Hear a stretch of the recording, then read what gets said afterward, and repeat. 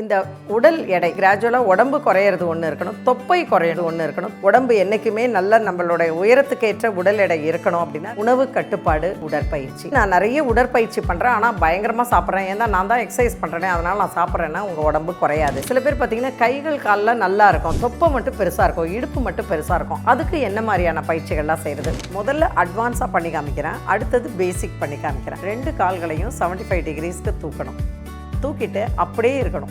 இப்போ என்ன பண்ணணும், மெதுவாக 2 காலையும் கீழே எடுத்துகிட்டு வந்து தரையை தொடாமல் திருப்பி போகணும். இது கஷ்டம். ஏன்னா இது நாள் வரைக்கும் நீங்கள் பண்ணவே இல்லைன்னா 2 காலையும் தூக்கி இறக்கிறது அப்படிங்கிறது, தரையை தொடாமல் இறக்குறதுங்கிறது ரொம்ப கஷ்டம். அதனால நான் இப்போ ஈஸியாக உங்களுக்கு சொல்லித்தர போகிறேன்.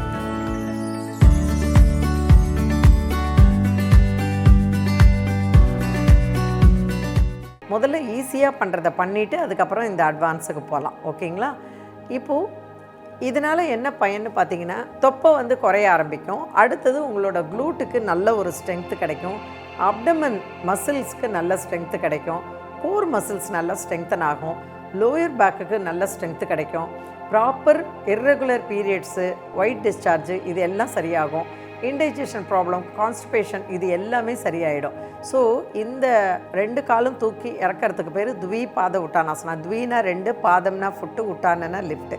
த்விபாத உட்டானாசனா அப்படிங்கிறது 2 காலையும் தூக்கி இறக்கிறது. இது ரொம்ப ரொம்ப அருமையான பாஸ்டர். ஆனால் முதுகு வலி இருக்குது, உங்களுக்கு லோயர் பேக் பெயின் இருக்குது, ப்ரெக்னென்ட் கேர்ள்ஸு, அதுக்கப்புறம் வெர்டிகோ ப்ராப்ளம் இருக்கிறவங்க, அதே மாதிரி ஹிப்பு பெயின் இருக்கிறவங்க, இவங்கெல்லாம் தயவு செஞ்சு பண்ணாதீங்க. ஓகேங்களா? அதுக்கு பதில் நீங்கள் என்ன பண்ணுங்கன்னா, வேறு ஒரு வீடியோவில் இந்த மாதிரி பெயின் இருக்கிறவங்களுக்கு என்ன பண்ணணுங்கிறத நான் சொல்கிறேன் உங்களுக்கு. இப்போது பேசிக்கான ஒரு ஈஸியான ஸ்ட்ரெச் எப்படிங்கிறத பார்க்கலாம். ஓகேங்களா? 2 கைகளையும் தொடைக்கடியில் வச்சுக்கோங்க. இப்போது 2 காலையும் மடக்கி வைங்க. காலை மடக்கி வச்சுக்கோங்க. மடக்கி வச்சுட்டு இப்போது 75 டிகிரிஸ்க்கு தூக்குங்க. தூக்கிட்டு இறக்குங்க. அப்படியே கீழே தரையில் வச்சுடுங்க. அவ்வளோதான். ஒரு 5 டைம்ஸ் பண்ணுங்கள். இது வந்து காலை அப்படி தூக்கிட்டு கீழே இறக்குறதுங்கிறது ஈஸியாக இருக்கும். இதை ஃபஸ்ட்டு பண்ணுங்கள். எத்தனை செட்டு? 3 செட்டு. 5 5 5 அப்படின்னு 3 செட்டு பண்ணுங்கள். இந்த 3 செட்டு பண்ணிங்கன்னா உங்களுக்கு உங்கள் உடம்புக்கும், உங்கள் தைஸ்க்கும், உங்கள் லோயர் பேக்குக்கும் ஒரு ஐடியா கிடச்சிடும். இவங்க வந்து இதான் பண்ண போகிறாங்க அப்படிங்கிற ஐடியா கிடச்சிடும். இந்த மாதிரி ஒரு 3 நாள் 4 நாள் ப்ராக்டிஸ் பண்ணுங்கள். 5 5 5 காலை மடக்கி தூக்கி இறக்குறது. அடுத்தது 2 கைகளையும் தொடைக்கடியில் வச்சுக்கோங்க. 2 கைகளையும் தொடைக்கடியில் வச்சுட்டு இப்போ என்ன பண்ணுங்கன்னா, 2 கால்களையும் மெதுவாக 75 டிகிரிஸ் தூக்குங்க. தூக்கிட்டு அப்படியே இறக்கி கீழே தரையில் வச்சுடுங்க. அவ்வளோதான். உங்களுக்கு கீழே 2 கைகளும் உங்களோட தொடைக்கு அடியில் சப்போர்ட் வச்சுருக்கிறதுனால உங்களால் ஈஸியாக தூக்கி இறக்க முடியும். ஓகேங்களா? அவ்வளோதான். தூக்கி இறக்க முடியும்.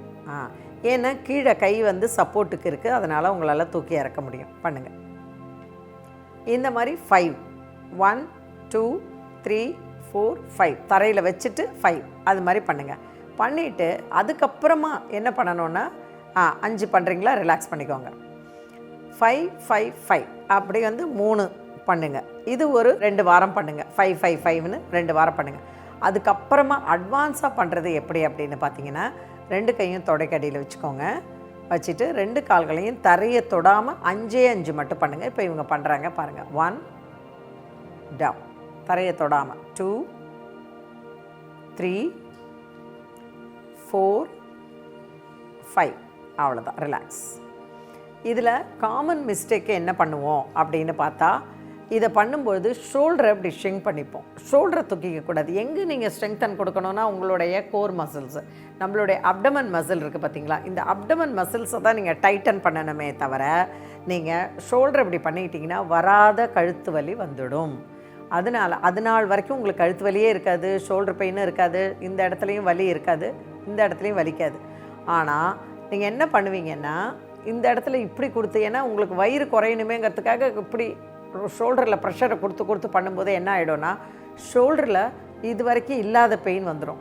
நிறைய பேர் யூடியூப் பார்த்து, இன்ஸ்டாகிராம் பார்த்து இந்த மாதிரி யோகா பண்ணும்பொழுது, இவ்வளோ நாள் எனக்கு இந்த பிரச்சனை இல்லை, யோகா பண்ணதுனால பிரச்சனை வந்தது அப்படிம்பாங்க. ஏன்னா நீங்கள் இந்த மாதிரி பார்த்து பண்ணும்பொழுது நீங்கள் தப்பு பண்ணிங்கன்னா அது எங்களுக்கு தெரியாது. இப்போ எனக்கு நேரடியாக என்னுடைய ஆன்லைன் கிளாஸ்லேயோ ஆஃப்லைன் கிளாஸ்லேயோ வந்து பண்ணும்பொழுது நான் அவங்கள கரெக்டாக அவங்கள சரி பண்ணிவிடுவேன். நீங்கள் ஷோல்டரை தூக்காதீங்க, கரெக்டாக உங்களுடைய வயிற்று பகுதிக்கு ப்ரெஷரை கொடுங்க, உங்கள் கைக்கு தொடைக்கு வயிற்று பகுதி லோயர் பேக்குக்கு ப்ரெஷரை கொடுங்கன்னு திருத்துறதுக்கு ஒரு டீச்சர் இருப்பாங்க. ஸோ என்னோடய ஸ்டூடெண்ட்டை நான் டேரெக்டாக பார்த்து திருத்துறதுனால என்ன ஆகும் அப்படின்னு பார்த்தீங்கன்னா அவங்களுக்கு அந்த பிரச்சனை வராது. ஆனால் பார்த்து பண்ணும்பொழுது தவறாக பண்ணும்போது டிவியோ இன்ஸ்டாகிராமோ உங்களை வந்து யூடியூபோ உங்களை வந்து திருத்தாது.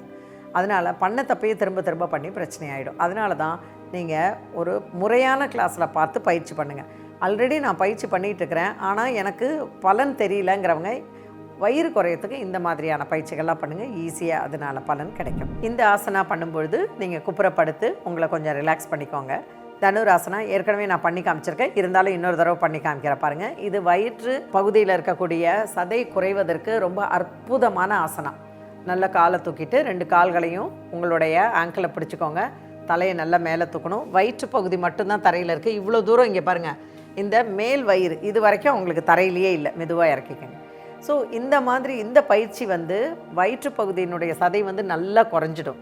கால்களை மடக்கிக்கணும். இன்னொரு தடவை பண்ணுறாங்க பாருங்கள். 2 கால்களையும் மடக்கிக்கோங்க, கைகளை பிடிச்சிக்கோங்க. இதில் நீங்கள் பண்ணுற காமன் மிஸ்டேக் என்ன அப்படின்னு நிறைய பேர் பார்த்தீங்கன்னா இந்த கையை மடக்கிக்குவாங்க. கையை மடக்கி பண்ணுங்கம்மா. கையை மடக்கி இப்படி பண்ணுவாங்க. இப்படி நீங்கள் இழுத்திங்கன்னா இந்த பக்கம் கால் வரவே வராது. கை வந்து ஸ்ட்ரெயிட்டாக இருக்கணும், கால் மடங்கி இருக்கணும், கரெக்டாக உங்களோட ஆங்கிள் கொலுசு போடுற பகுதியை பிடிக்கணும், நெஞ்சு பகுதி ஸ்ட்ரெயிட்டாக இருக்கணும். இந்த பகுதி பார்த்திங்கன்னா ஒரு போ மாதிரி இருக்கும், கீழே மெதுவாக இறக்கிக்கோங்க.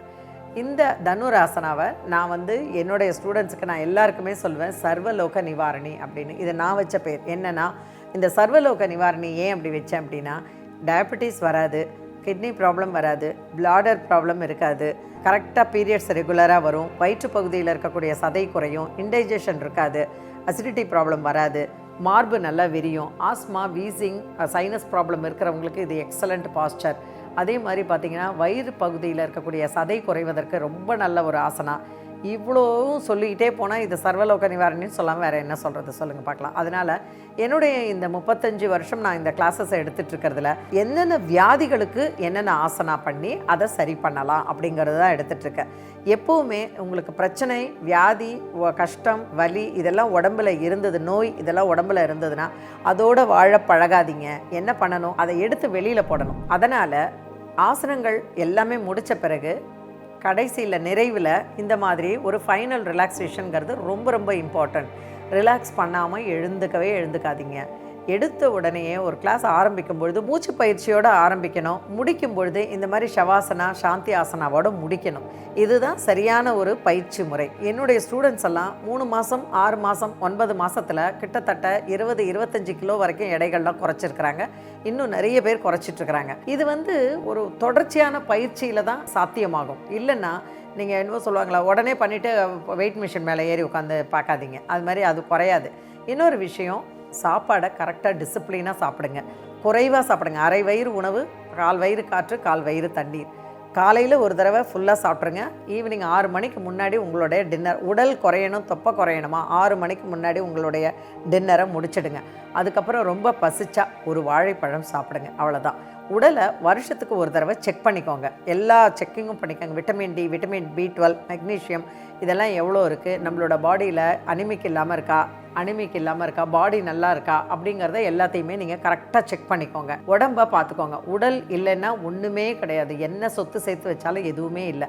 அதே மாதிரி சரியான ஒரு உயரத்திற்கு சரியான ஒரு எடை இருக்கணும். இப்போது லக்ஷ்மி மாதிரி இவ்வளோ ஒல்லியாக இருந்தாலும் ஆரோக்கியமாக இருக்காங்க. இப்படி இருக்கணுங்கிற அவசியம் இல்லை. ஆனால் நீங்கள் இது மாதிரி ஆகிறதுக்கான வாய்ப்புகளும் நிறைய இருக்குது தொடர்ச்சியான பயிற்சியில். அதனால் உணவு கட்டுப்பாடு, 3 லிட்டர் தண்ணீர், நல்ல தூக்கம், 8 மணி நேரம் தூக்கம், ஸ்ட்ரெஸ் இல்லாமல் வாழ்க்கையை எப்படி கொண்டு போகிறது, எவ்வளோ கஷ்டங்கள், பயிற்சிகள் எல்லாருக்கும் இருக்குது. எனக்கு இருக்குது, உங்களுக்கு இருக்குது, இவங்களுக்கு இருக்குது, எல்லாருக்கும் இருக்குது கஷ்டங்கள்.